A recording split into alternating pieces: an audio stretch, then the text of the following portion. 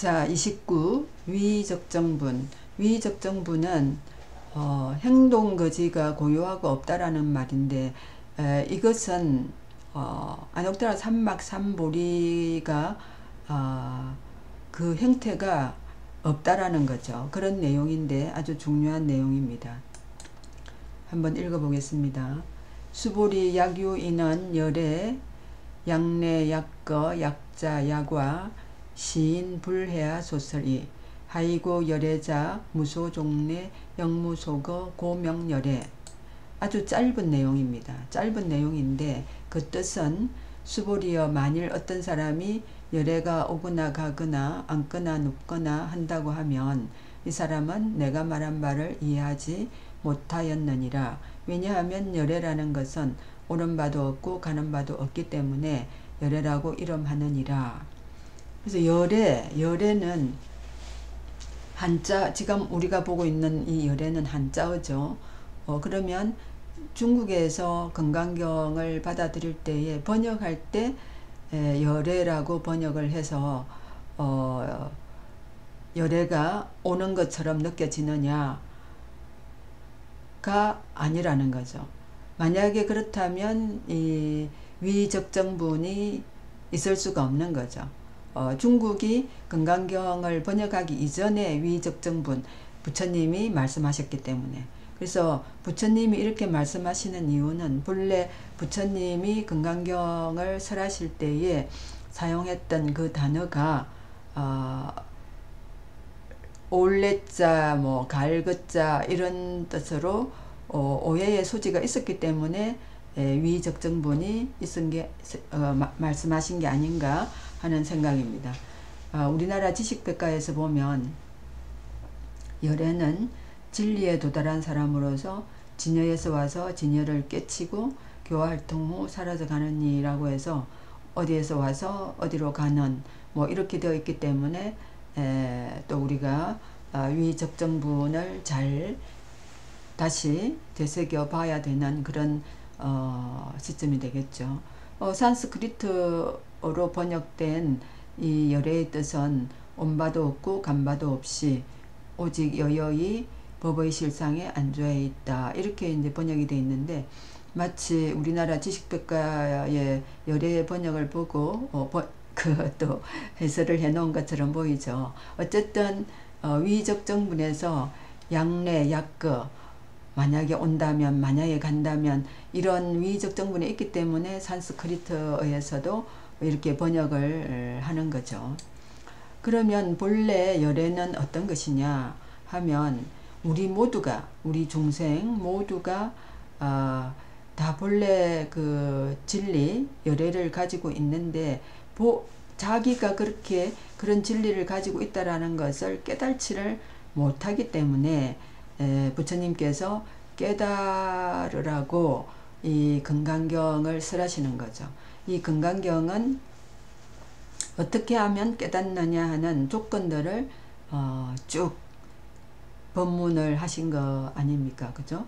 그래서 그런 건강경에서 나오는 부처님 말씀대로 우리가 하다 보면 실천을 하다 보면 깨닫는 조건이 다 갖춰져서 안옥다라 삼막삼보리를 보게 되는데 그러면 안목이 열리는데 그런데 열애라는 이 레자에 집착하지 말고 이 레자는 본래 부처님이 의도하신 말씀이 아니라는 거죠. 그런데 위적정분에서 왜 이것을 또 이렇게 강조를 하시느냐 하면 이 레자가 명칭상 레자고 그래서 그 이름을 고명열애라고 이제 하시는 거고 그 다음에 깨달음을 안옥다라 삼막삼보리를 체험을 하게 되면 그 전에는 안목이 안 열렸죠. 그런데 안옥다라 삼막삼보리를 체험하고 난 다음에 안목이 열렸습니다. 그러면 이것은 온 것일까요? 아니면은 본래 그 숨겨져 있던 것을 찾은 것일까요? 우리가 이렇게 한번 생각을 해 봐야 된다는 거죠. 그래서 본래 우리 모두가 중생 모두가 자기의 마음속에 자성이라는 진리가 열애가 있는데 그것을 못 찾기 때문에 깨달지를 못하는 거죠. 그래서 이 열애는 오는 것도 아니고 가는 것도 아니고 앉는 것도 아니고 눕는 것도 아니다 라고 이야기를 하시는 겁니다. 덕이 스님이라는 분이 육조단경을 오늘날 우리가 보는 그런 편으로 그 집필하신 스님이 계시는데, 그 스님께서는 이 열애를 어떻게 설명을 하셨냐면, 도라고 보고 현묘한 도는 텅 비고 거기에서 생각하거나 말할 수가 없다라는 거죠. 그러니까 언어나 문자나 이런 것을 싹 떠나서 그것을 잊고 그 뜻을 얻어야 하니까 결국 깨달아서 밝혀야만 알 수가 있지, 온다든지 간다든지 뭐 이런 것으로는 알 수 없다라는 거죠. 그래서 이런 말씀을 이제 또 이 위적정분에다가 적용을 해볼 수가 있는가 하면, 본래 또 부처님께서는 6년간의 인욕수행을 그만두시고 보리수 나무 아래에서 앉아서 새벽별을 보시다가 깨달으셨기 때문에 많은 그 깨달음을 추구하는 사람들이 앉아서 자선을 해야 깨닫는다 이렇게 집착할 수 있지 않겠습니까? 근데 이제 부처님은 양례, 뭐 약좌, 뭐 이런 거는 관계 없다고 지금 위적정분에서 말씀하시는 거고, 그 다음에 이 육조단경의 주인공이신 육조해능대사는 일자무식인 나무꾼으로서 나무를 해서 이제 팔고, 또 그 파는데 그 여간에서 그 져다 달라고 하면 져다 주고 그렇게 하죠. 그래서 어느 날 나무를 져다 주는데 거기서 금강경 장엄정 두 분의 억무소주 이생기심이라는 그런 내용을 듣고 딱 깨달으셨습니다. 그럼 해능대사는 일자무식이고 그냥 나무꾼인데 어떻게 그렇게 단박에 어떤 한 기절을 듣고 깨달았는지 사람들이 정말 맞냐 이렇게 의문을 품을 수가 있겠죠. 근데 해능대사는 조금 출생에서부터 특이하십니다. 638년에 태어나셨는데 밤에 태어나셨는데 새벽에 성녀 두 분이 오셔가지고 지난밤에 태어난 아기의 이름을 해능으로 지어라 라고 하신 거죠. 근데 이제 해자는 법의 은혜를 베풀고 또 능은 능히 불사를 잘 짓는 그런 뜻으로 이야기를 하신 거죠. 그런데 해능대사가 배가 고픈데도 어머니 젖을 먹지 않는데 그날 밤에 어떤 아주 뭐 산신령 같은 사람이 감로수를 들고 와서 주셨다고 합니다.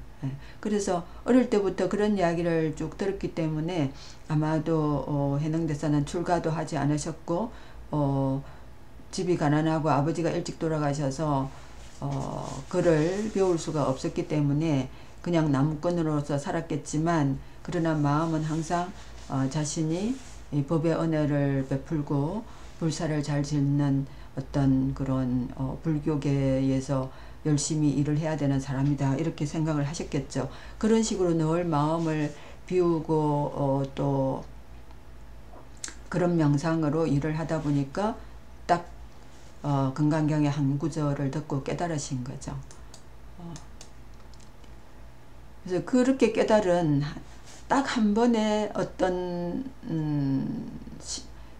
그런 경험을 하는 것을 일초직입 열애지라고 하는데 1초에 그러니까 찰나에 단박에 열애지에 들어간다 라는 말로 중국에서 일초직입 열애지라고 했는데, 이때 이제 우리가 입을 번역을 하면 들어가는 거잖아요. 그죠?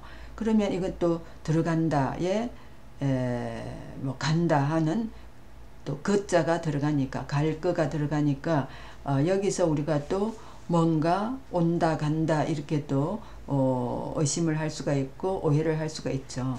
그런데 이런 말은 도노를 경험해서 밑에 덕이스님도 그렇게 말씀하시지 않았습니까? 문자, 말 이런 거를 읽고 결국 깨달아서 밝혀야만 알 수 있는 그런 것이 이제 돈오라는 거죠. 그래서 경험에서 견성을 해서 안목이 열리는 것을 말하는 거고, 또 우리나라의 한 스님, 만공스님이라는 분은 그 서서 새벽에